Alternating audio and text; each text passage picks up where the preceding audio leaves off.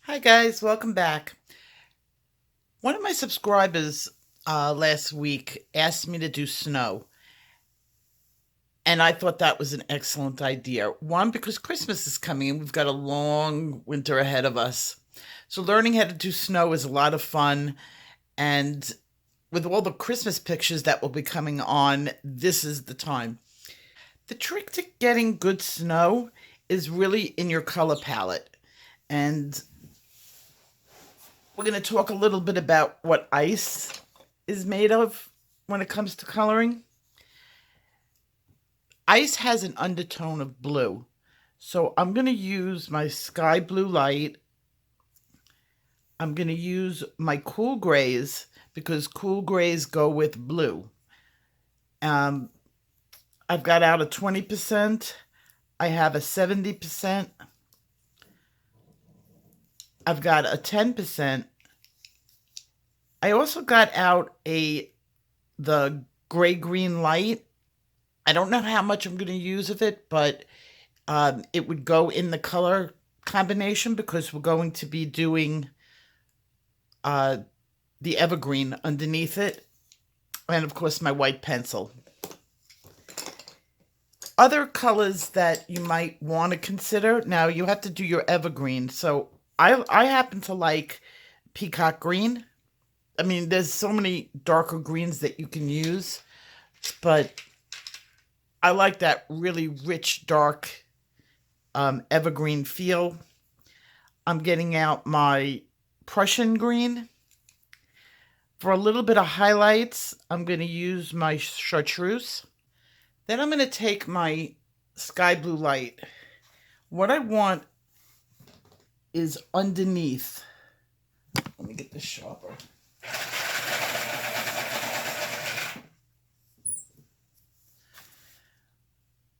We're going to put a little bit underneath, circular motion. If your trees do not have any snow on them, it's very easy to do. You're going to get out a number 2 pencil and keep it sharp.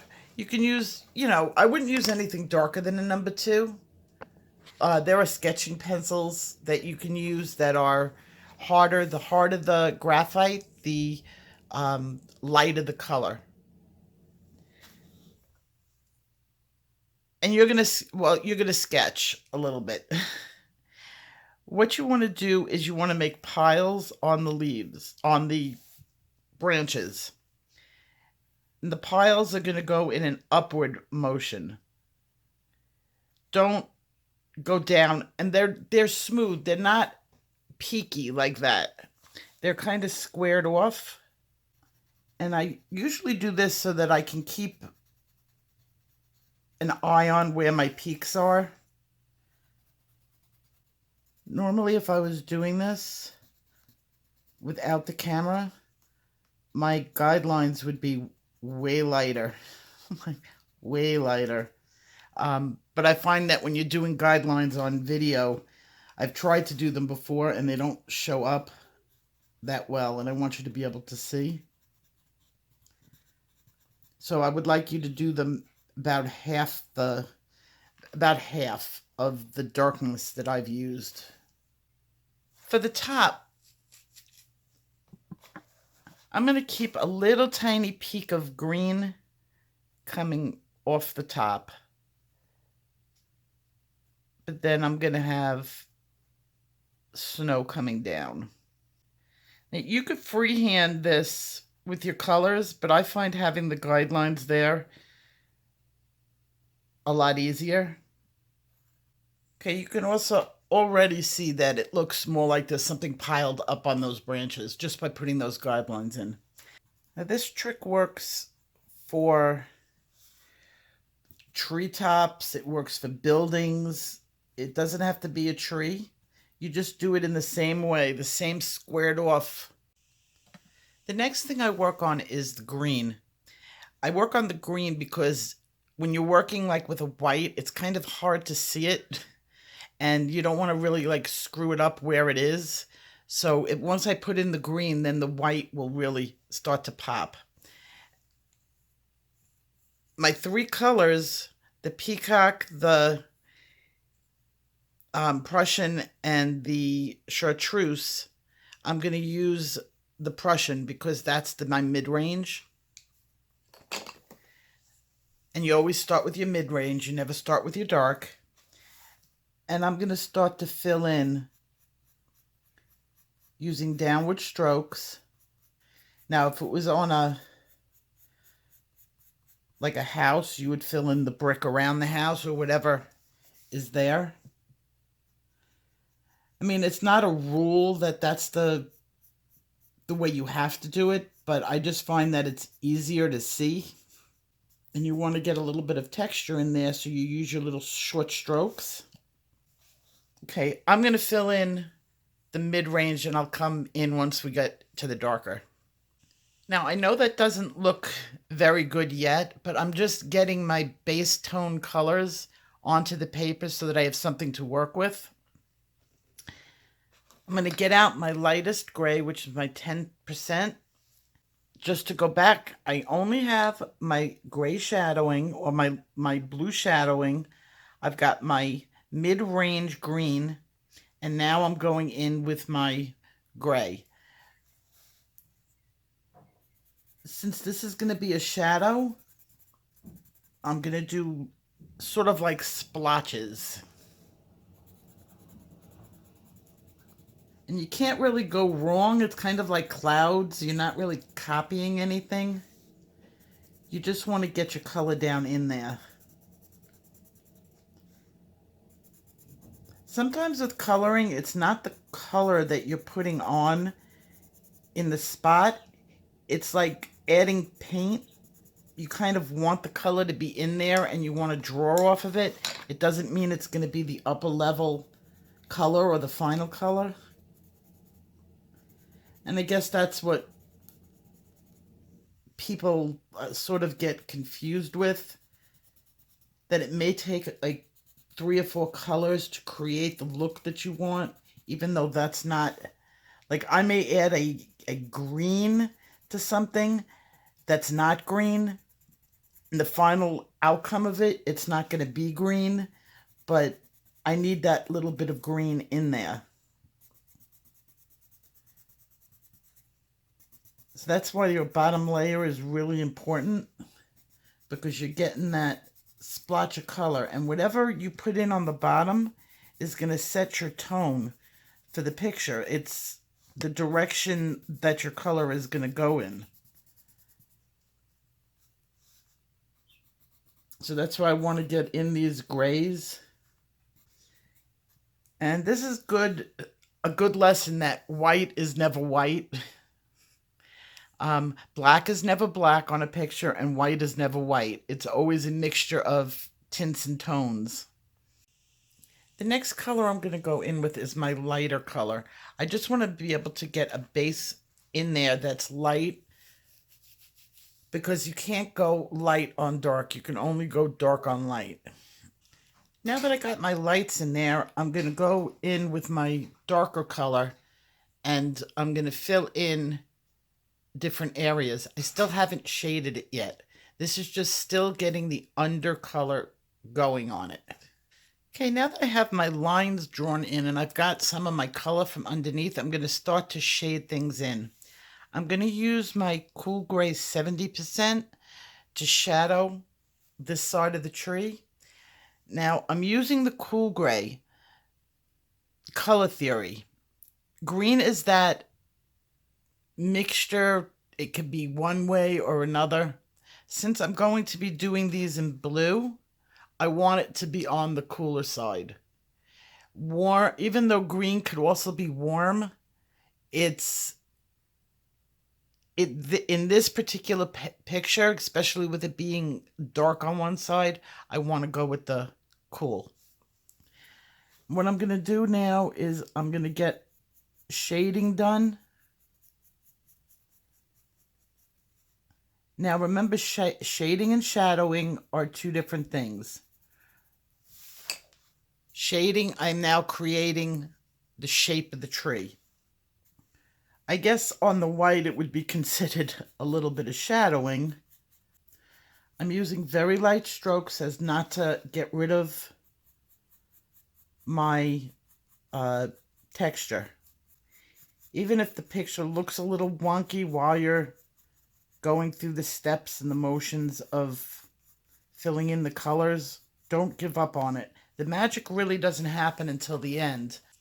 I'm starting to fill in some of these where the snow meets the tree. I'm using my cool gray, and that goes right on top of the blue that I had put on before. It just gives it a little bit more depth. Don't use black. If you use black, it'll set the tone way too dark. You can either use the 70, I prefer the 70, but if you chose to use 90, it would be okay. Anything but the absolute. And I'm also toning down some of the color, the green, because you don't really want to see the bright yellow in it. But you want the yellow, you're using the yellow to bring the highlights out. It doesn't mean the absolute color is going to be that chartreuse. Remember, I always told you some of these pencils you use as a tool. Sometimes I put a color down to hold, just to hold a place where a highlight's going to be. In addition to adding that shade underneath the puffs, I'm also using at the same time the blue, and I'm sort of blending it into the trees too. So I'm really doing two steps at this point. I'm putting in the darker right underneath. These lines that I created earlier with the shadow of the blue underneath are very unnatural. We're not going to leave them like that. At this point, if you have oil pencils, I would switch to oil pencils. I'm going to stay with my Prismacolors because that's what the predominant pencil everybody's got. A harder wax is fine. Even if you go to your Prismacolor Verithins, it's a harder wax. What we're going to do is we're going to make this a little bit more natural looking. This is the largest space, so this is the one that I'm going to demo for you. And I'm going to just bring some of these lines up and in. I've also switched my pencil over to a darker green. So I've got the bluish tint from the Peacock as the dark, and now I'm using a green, the dark green. Now you can actually see why pencils were meant to be used in layers, creating each layer which creates the depth in the picture. And still, I haven't really touched the snow yet, but yet it's looking more and more like snow. Art is much of an illusion as it is anything else. You're alluding to something, details that the eyes can't see. Your brain fills in those details for you. There was a method to my madness yesterday when I did the 2-picture demo on what happens when you skip steps. Neither picture came out very good. This is with one pencil. This is with the 2 pencils. Well, even though you can't see the hues per se in large groups, you definitely can see the undertone. It hits your eye. And that's why all these steps are important. The shade, the shadow, the tint, the undertone. Everything being brought together is what brings your picture together. Even though I'm not completely done working on my background, I'm going to start working on the snow. For a more natural look, you wouldn't get these big clumps. You'd kind of have stuff that's peeking through. So I'm using my dark green for this, and I'm going to just add in some flecks every once in a while. They're going to get buried in snow. I'm always thinking what goes underneath to create my final picture. And if you could see it on the desktop, I've gotten out my magnifying glass. Very important. because I'm going to start shading in using my magnifying glass to make sure I'm getting every bit, every area that needs it.